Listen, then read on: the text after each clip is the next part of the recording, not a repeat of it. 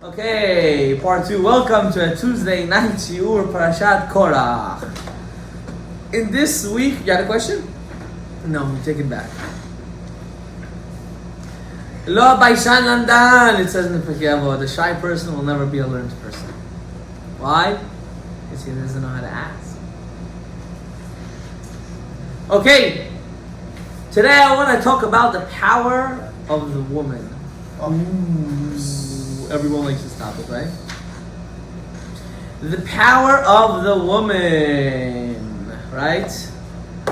Everyone knows this famous saying, Isha Bona, Isha Ores, right? Every abad, every idiot in the world that I know, that when he gets to a fight with his wife and wants to prove that he's the man, he always says this last statement: a woman can build or a woman can destroy. Yeah, the fool. What does that have to do with anything? Maybe you're really wrong.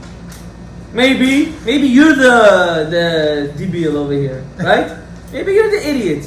You're saying it's not true, a woman can't build, a woman can't destroy? I say it's exactly like that. But not necessarily when a man says it means she's destroying. Who said? You're saying in that context. The man is strong. What? The man is strong. Yeah, that's exactly what I'm saying. It's not necessarily the woman. I'm just telling you how ignorance, some people, they use the Torah with ignorance, and then they guilt the conscience. They make the person feel like garbage, right? You know, this old-fashioned mentality, right? Just getting their way through guilt, mental guilt, right? Someone asked me online, how do I break out of, I really believe everything's from Hashem, but how do I break out of all my craziness in my brain? I said, because you still have the guilt. You still get the guilt trip. You're still mentally entrapped in a jail of guilt. You got to break out of it. You have to learn not to care. You're this, you're that, you're never going to be successful. Coming from you. That's what you always have to tell yourself. Coming from you. You're still a shoemaker and a barber. You made your millions by stealing. You telling me about being success? Right? So always in your mind, always feel good and know where you're going. Okay. This week's parasha, we have the power of two women. Both of their names are not mentioned in the Torah, but their husbands were Korach ben Yitzhar ben Kehat ben Levi, and we have On ben Pelet bnei Reuven. One of them, their wife, destroyed their lineage and killed him. Not really the lineage, but destroyed him, and one saved him. If a woman knew her power on this earth, how strong it is, there would be not even one Rasha, one wicked man left on this world. Not even one. The fact that women devalued themselves, both physically, mentally, emotionally, they ruined the next generation of men. Why? Men, Bateva, in nature, my Wallerstein always used to say this, they're hunters. They're like dogs. And the woman is usually the stick. You throw the stick to the right, the dog will run to the right. You throw the stick to the left, the dog will run to the left. When a woman decides that she is going to act a certain way, and a man sees her and wants to find favor in her eyes, he will drop everything just to do anything she wants. Absolutely anything. It's sad, right? From the beginning of time, we want to run out of that place. And then the second we come out, our whole life we're fighting to go back into that place. That's called a man. To ask yourself that question. Is that really why I'm living? But that's the power of a woman. So, what happened here? Let's break down the story. Korach comes home after Parashat Beshalach. He comes home and he's all razored up. Clean. No hair on his body. He's a Levi. He comes home His wife looks at him and says, "You my moon. You look like a monkey. What is this? No eyelashes, nothing, no hair." "What do you mean?" "Moshe Rabbeinu told us to do it." "Moshe Rabbeinu? How about Moshe? Did he cut his hair?" "No." "How about Aharon, his brother? Did he cut his hair?" "No." "Ah, he wanted the whole family to look like monkeys, but him and his brother and his nephews, no?" "You know, you're the oldest of the cousins." Janganozi. Starts the fight. She starts, the family. There's always that one aunt and uncle or sister that starts everything. You know those people? Those kind of people, you gotta take an axe into the head without any guilt. It's one time you finish them off. That's it. Nigamach. Not physically kill them, but sharp words sometimes need to be said. Like, watch your mouth, lady. Don't get out of control. Oh, what is she gonna say to the family? She's not family. Anyone that causes fight and jang is not family. Those are pes. You know what means pes? Tzarat. Those people you gotta take out of the camp. You gotta throw them out. Why? Where does tzarat come from? Saying bad, talking bad. La la. Too many raccoons on the table. La la. Those people you gotta kick out. Get out of here. Those are not family. From your own will come destruction, the Torah says. From your own. She goes and she starts to fight and she gets in his skin. Korach, look how rich you are, Korach. Korach, they're scared of your power, Korach. What are you doing? Look how handsome you are. They made from you a little nothing. Look at you. You're a worker. You're a nothingness. She thought everything in Judaism has to do with power. She didn't know that everything has to do with jobs, has to do with devotion to Hashem. She wanted him to be, wow. On said the same thing. On went to his wife. He was from the Bnei Reuven. Reuven was stripped off from everything, from the firstborn rights, from the kingdomship, from the how do you say it? Kohanim, how do you say it? Priesthood. Everything was stripped from Reuven. On got up and said, "I'm part of the Reuven tribe. All this really belongs to me. This is all mine. How come Moshe has it?" On's wife said, "Oh, tupoi, idiot, shut your mouth. This is what Hashem wants. What do you know?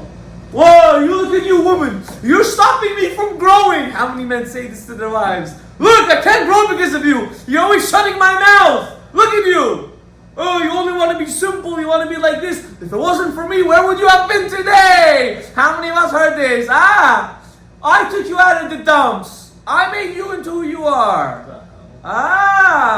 What do you know about life? On Ben Pelet's wife, she was quiet.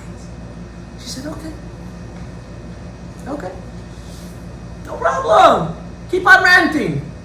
I agree. Let's go. Came the day to fight with Moshe. What did she do? This is a tzaddiket. While Yitro's wife was heating the whole place, Korach's wife was heating him, making him hot and boiled. On Ben Pelet's wife, look at this. Look at it. We call her a tzaddiket. She took off her veil. She wore beautiful clothes, seductive clothes. She cooked him good food. She said, "Don't worry, they need you. They'll wait 5-10 minutes." She gave him wine. Wow, he was makai. He was chilling.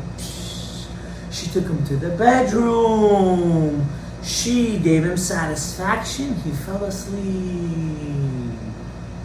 Suddenly, they see from the window how she's combing her hair. And the people that were from the place of Korach, that group, said, "Look at his wife. She's a machshafa. Look at her. We don't need him part of our cult." They left without him. How did she save him? By being quiet. Quiet silence is the deadliest killer in the world.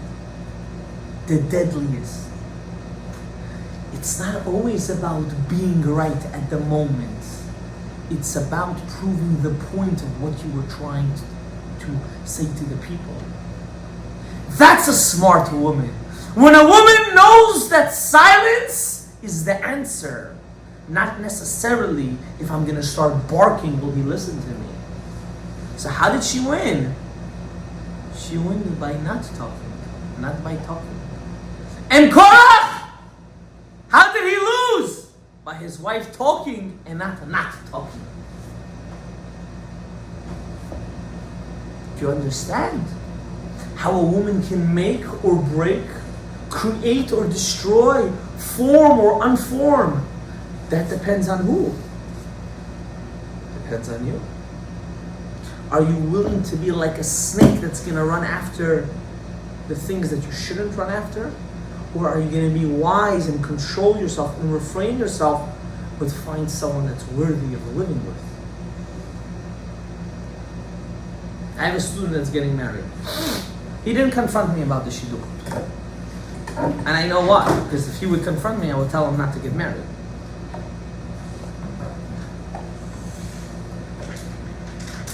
But he came and visited me recently and I asked him a simple question. I said, I wish you all the best. You didn't ask me for my advice. I have nothing to say, but I'm going to ask you a question. I said, but don't answer me. I want you to think about it. I said, when you look at your future wife, are you happy? He nodded. I said, don't answer me. Are you happy enough if your daughters would be just like her? And he didn't answer. I said, I want you to put that in effect. I don't care about her past. I care about her present. Right now, if you look at her, are you going to be happy that your daughters will be just like that? Yes or no? And I left. If you are chasing and running after something that just arouses you but doesn't comfort you, then you're looking in the wrong place. You need to find something that will comfort you, not just arouse you. Because arousement doesn't solve problems. Comfort solves problems. How will I ever know who she really is? You're going to give me the whole Megillah. You will know. The question is, are you closing your eyes in order not to see what you really need to see? Or you're not? Are you lying to yourself or you're not lying to yourself? That's the question.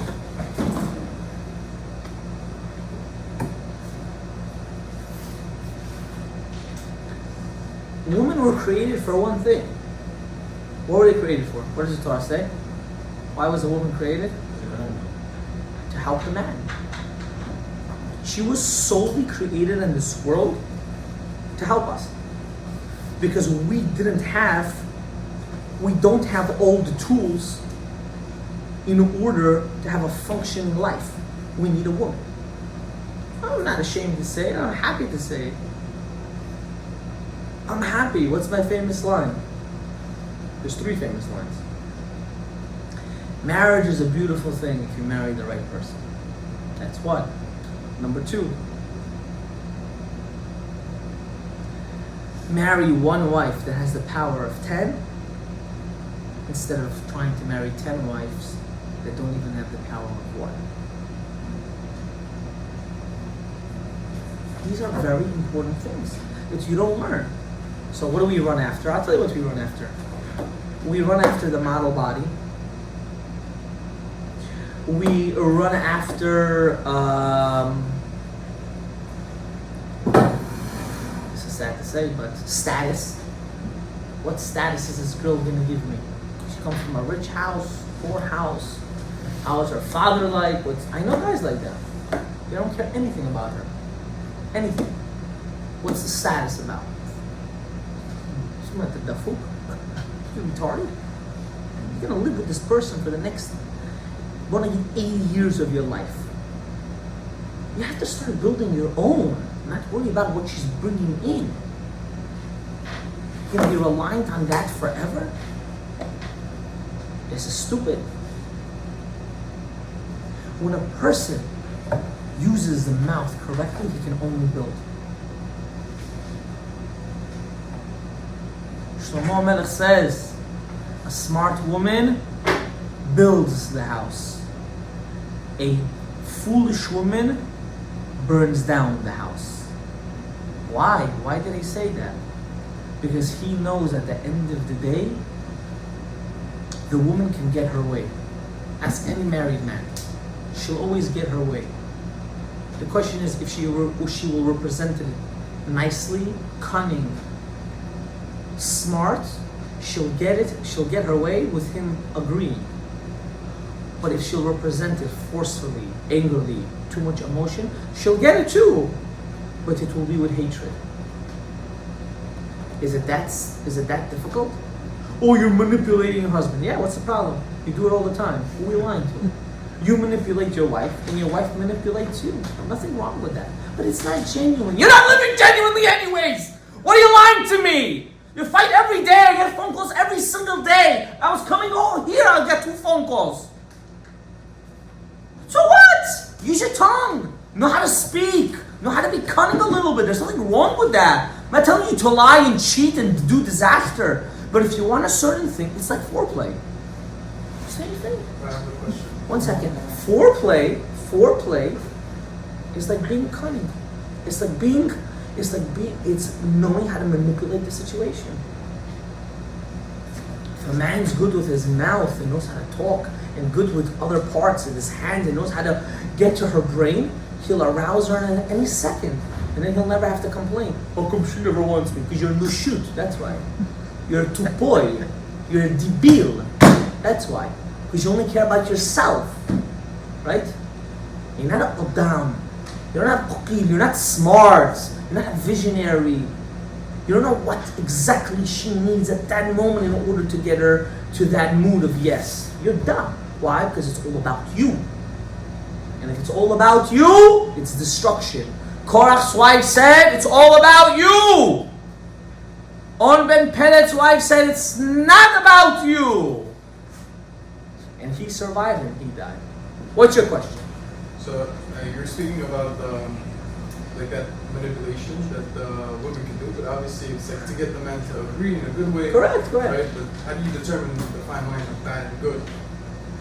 Because there's a bad way of doing it, and there's a good way of doing it. Both can seem good. Well, that's a great question, actually. You heard his question? That's an A+ question. His question was as follows: what is the fine line between manipulation l'tov and manipulation l'ra?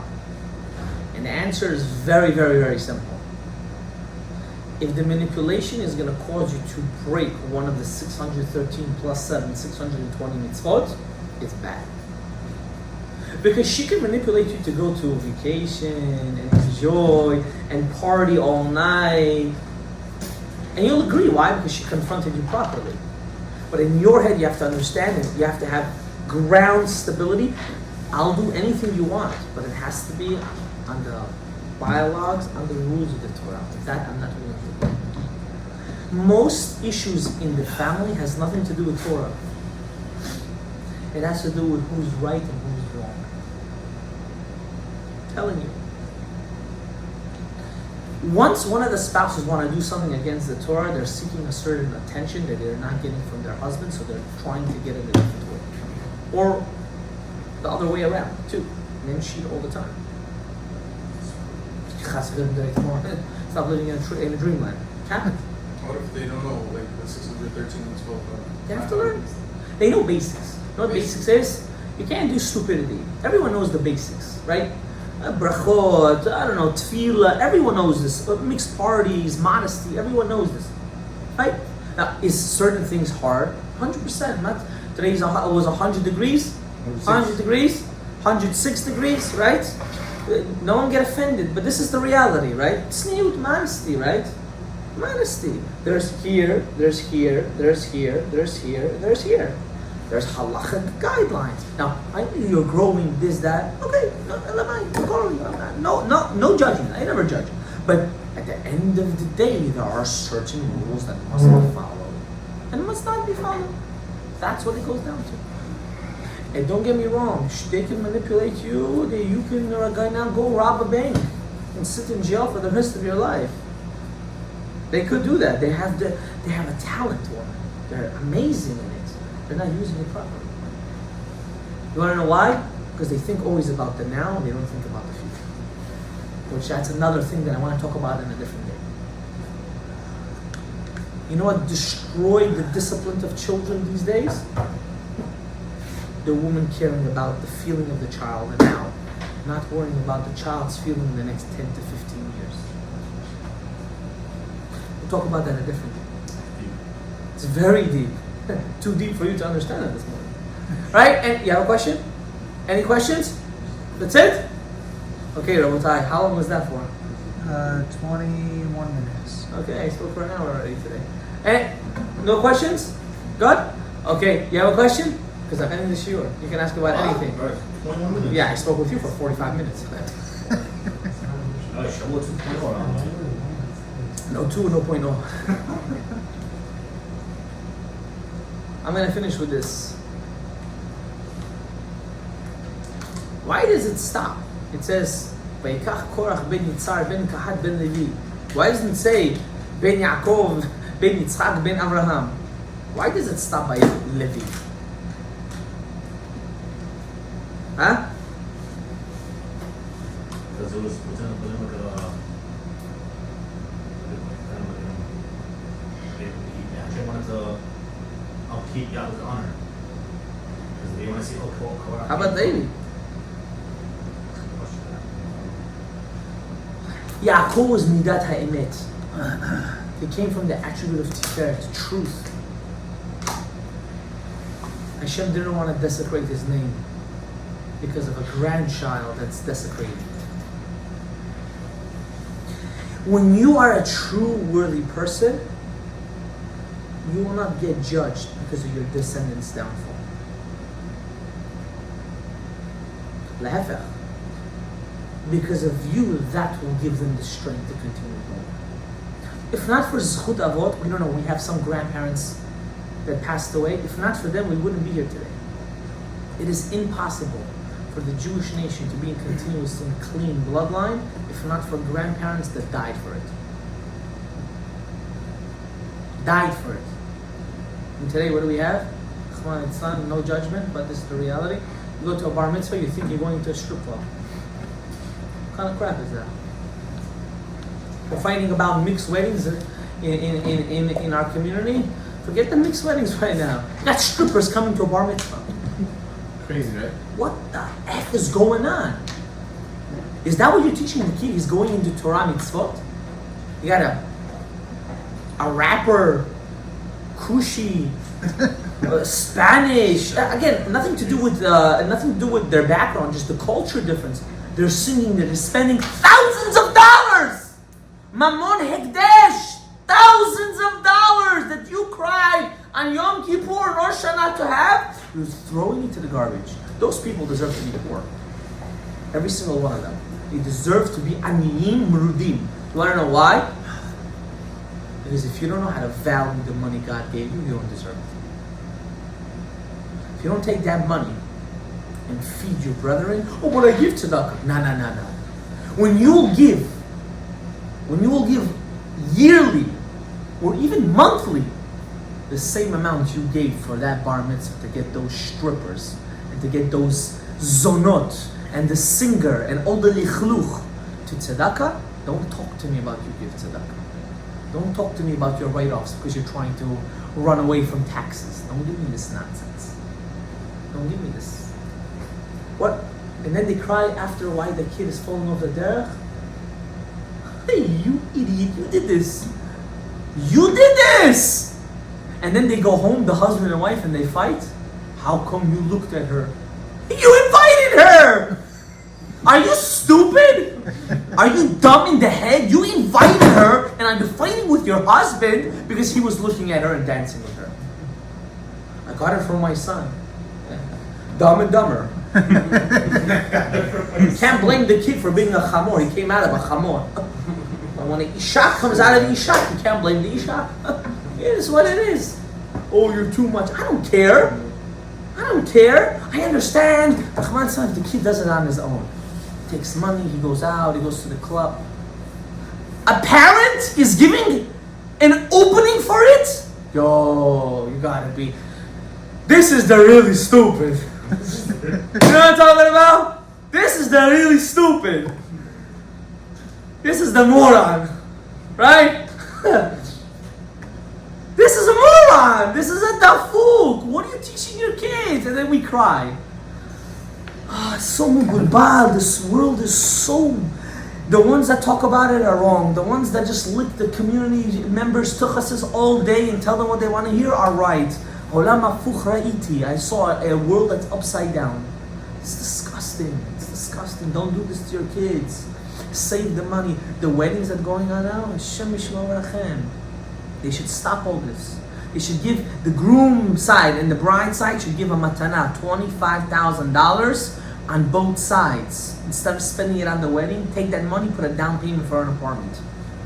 Let the kids start the kid's life. Start his life. Who needs this? Flowers and garbage and throwing money. The guy's poor. He can't pay his mortgage. He's throwing money. The fuck? Money can't fall. What are you, dumb? All these kishkushim they have, for what you need any of it? I just heard of a story. Hashem is my witness. I'm not going to say where. Couple got married. Sheva Brachot just finished. They're getting divorced. They're getting divorced. The girl called me. I'm getting divorced. I said, how? I said, maybe there's a way to fix it. I can't fix it. Why? Mother got involved. Grandma got involved. I said, I can't get involved. Can you imagine such a thing? Hashem Yerachem. And what are we fighting about? What kind of balloons we're going to have? Who's going to be the DJ? Who's the flowers? Yeah? How about you fight about that they should live normally? Let's fight about that. How about we fight about not getting involved too much in their life? Let them breathe and express themselves. Let them learn about themselves. Maybe get them a honeymoon away. Maybe. How about that? Better than spending on the garbage and the wedding. And then what happened? You know what? No one eats the food. But the street. Everyone's talking Lashon Hara. And everyone's just laughing. Oh, look at the Krachabor wedding. Krachabor means cheap or stupid or idiotic. What kind of nonsense? For this you do a wedding? I have to get the most expensive alcohol. Not one. 3 or 4 different kinds on the table? What? He had that kind of wedding. How can I not have that kind of wedding? You debil. It's retarded. People lost the brain. People lost their mind. People have lost their mind. This is idiotic. You didn't go to Gilad's wedding, no? No. Beautiful wedding. Beautiful wedding. Simple, nice. It was all about the ambiance. It was all about the dancing. It was all about the beauty. It wasn't about only the food. And nothing there. But who cares? I ate more in that wedding than I ate in the wedding in our communities. Can you imagine? That soup and that fish and that chicken that they gave me with that bread, I actually ate all of that. But when I go to our weddings, I barely have even a sushi. That's sad. This world is falling apart. But don't do that. Don't follow the rat race. Don't do that. For what? Kind of not getting your kids phones at a young age. That's the way you kill your kid. You want to kill your kid? You want him to go to hell? You want him to die? Give him a phone. Get him a smartphone. What's a young age? Get him a smartphone. 16. It's young. 16. 17, maybe. 17, maybe. What does he need a phone for? A smartphone at 9. What? That's shkoyach. That's a problem. That's a problem. Shkoyach. Thank you for saying that. If I would take all the time you were on that phone since you were 9 until today, that's most probably 30 to 40% of all the time you were up awake. That's number 1. Number 2, if I would take all the exposure that phone gave you, that's most probably why you're suffering so much until today.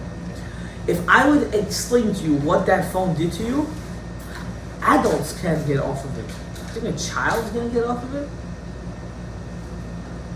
So why do they have it? Because the mother is thinking about the now. She's not thinking about the future.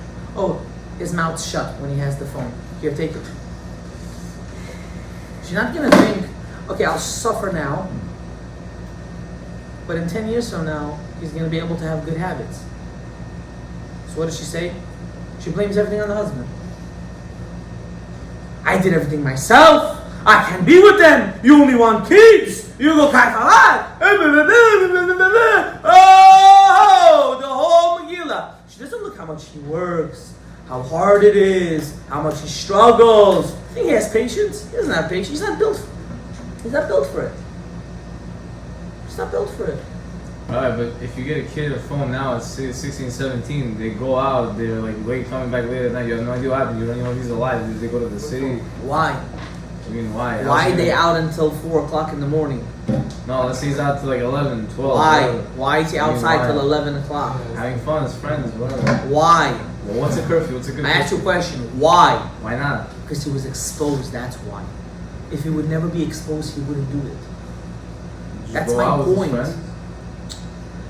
When you have a friend group that you are matim with, that you match automatically, everything changes. When you are a friend group that they do stay up until 2 in the morning, that's what's going to happen to your kid. He's going to stay up until 2 in the morning. I want you to understand something. Now that he has the phone, I don't want parents not taking away their phone from the kid. You're not allowed to do it. Once he has his own, you cannot take it away from him. It's done. Because that's when he will start rebelling. Before that, he wouldn't rebel. He would just nag. Now that he has it, you can't rebel. There's other things that need to be done. Or he buys his own. Who's going to pay for the service? It's useless. Whatever the case is, right? If he buys his own, then the parent should get involved. There's certain steps to it. There's certain steps to it. But if a parent has the ability to refrain from giving that garbage to his kid, refrain it as long as you can. What's your opinion on giving your son your phone just to play with it for like 5-10 minutes? As like a reward, or as like just, let's say you're in a business meeting, you had to come with you to work because you're not at school that day, like just giving your phone. Again, I'm not saying right now you shouldn't give your kid a phone at all. We don't live in the time of, in the ice age, right? 5-10 minutes, it's okay, no? Everything's okay, even a whole day is okay. But as long as he's monitored properly, he's playing the game, he's not gonna go on the internet and see garbage.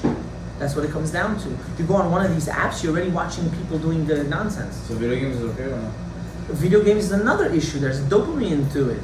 You know, video games is it's a very addictive thing. I know guys are 35, they play video games. I can't understand it. I'm sorry. Maybe I come from a different era.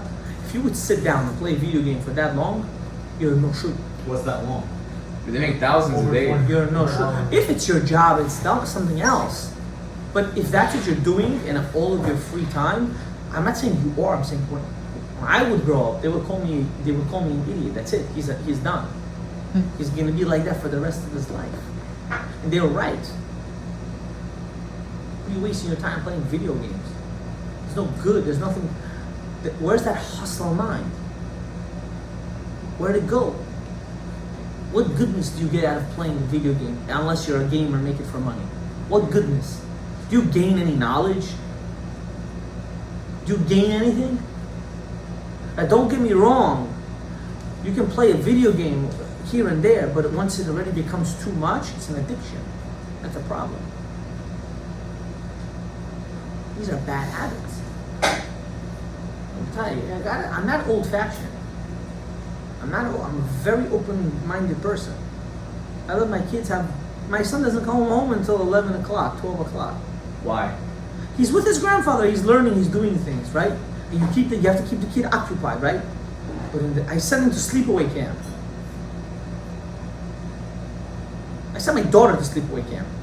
Right, your eyes popped out, yeah? To get your son, a stripper, to come bar mitzvah, the eyes don't pop out. But to send your daughter to sleepaway camp and give her the right kelim and she has the right supervision, that's crazy, right? I don't know. I would assume the opposite. I would assume if a person has a stripper coming to their son's bar mitzvah, the eyes would pop out. That should be it. Oh, that's bad and that's bad? Why? What do we live in a cage? Did a woman have to be at home cooking and cleaning all day? I don't believe in that. No, just I think women should be free. Isn't too much freedom bad? What's freedom for you? Letting them like go and do and like just whatever they want. They have curfews, just like what? Have curfews, strict rules. No, you talking about the woman? Yeah, you know Okay, you ask used the to sneak question out of again. the bunks. Forget that my That's daughter dumb. going to camp. Forget about that. You said woman itself. Woman, they have to be on a curfew. They have to be like No, jail. not women, like young girls. Yeah, there's counselors. There's everything. It's a structured place. Next. It's not that hard to sneak out, but it's dangerous, Well, especially this- for a girl. They sneak out in the, where they go in the mountains when you the forest. They're not gonna go anywhere. They sneak out, they're not gonna go anywhere. Okay, Rabotai. Any other questions? It's all girls. Yes or no? Oh. That's it? Yeah. Well, that's still dangerous. What's your question? Let's say like someone has a plan, right? And that plan like falls apart and he's left to pick up the pieces, right? How does he like make a good decision that's like good for him for the rest of his life? How does he come to that decision? How did you come to the decision that that plan was good for you? Because it's a good plan. Everyone No. agrees. No. Because that's the plan you think was good for you. That's not necessarily the right plan. See, our relationship with God is very Christian and very Muslim mindset. We have a wrong understanding of God. We think we do good, we get good. We do bad, we get bad. That's our mindset of religion and God. That's 100% wrong. That's wrong, big time. You do and you get whatever God has to give you in this lifetime. Oh, you had plans about certain things? Yeah, you had to go through a route. It didn't work out. Next route. I wasted so much time. Okay, so you wasted 6 years in medical school, right? For example, right? Now you're gonna waste another 30 years crying about it? Who's the fool here? You. Oh, you wasted 6 years in medical school? Find something that you can use now with that degree in order to continue your major. Oh, it wasn't plan A. Who said plan B is not better than plan A? If you ask me, some people love plan B. Man, that was just a joke, right? So what do we do? Move on. Ah, But how do you move on? understanding that it was for your benefit. You don't see it? You don't see it yet. It's okay. You'll see it soon. That's facts. I can write a book with 1,000 pages, how many opportunities and situations I had in my life. Some of them went well, some of them didn't. Some of them caused me amount of money beyond your understanding. Like, I had it and it burned. Not talking about stock market. I had it physically and it burned. That would cause people to go on suicidal or depression. You gotta continue going. You gotta understand this is for your benefit. You gotta bounce back up and you gotta continue living. I'm always gonna sulk about what happened. I'm never gonna get to where I need to get to. How do you know what you're supposed to You just do take, from there? you just go. You gotta do your research. You gotta figure it out. You gotta find the next great opportunity. You could do it. I feel bad for you, not specific you, but in general. The reason why is because you don't have a support system. Especially if you grow up with immigrants, it's always a negative reinforcement. You gotta just tune them out. Easier said than done, but I've experienced it. So I can say it. You gotta tune them out. Oh, it's not respectful. There is no mitzvah of kibbud av v'em in this scenario. There is none. To get rebuked by getting belittled is not a mitzvah. You can rebuke me that I did something wrong. I'll take that. But now tell me that I'm a nothing because I did that, that's not your place. That's only God's place. Because if you would be a nothing, you wouldn't need to exist. The fact you're here, that means you're something. And not only you're something, you're very important. Why?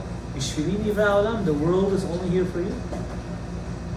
If it's only here for me, that means I'm a big part of the world.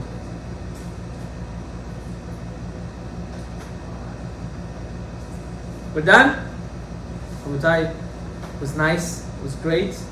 Baruch Adonai Le'olam. Amen. Amen.